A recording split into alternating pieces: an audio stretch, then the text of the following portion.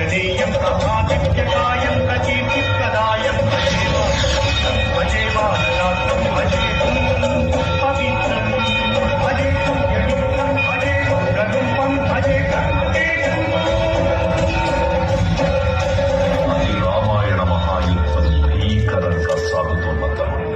శ్రీరామచంద్రుడి సారథ్యంలో వానర సైన్యంతో లక్ష్మణ స్వామి తనతో పోరాటం చేస్తున్న రావణుడి కుమారుడు ఇంద్రజిత్ తలని బాణంతో ఒక్క వేడితో వేరు చేశాడు. ఇంద్రజిత్ మరణించిన రావణుడు ఆవేశంతో ప్రతీకారం కోసం పాతాళ లోకాధిపతి తన సోదరుడైనటువంటి మహిరావణుడి సహకారం కోరాడు.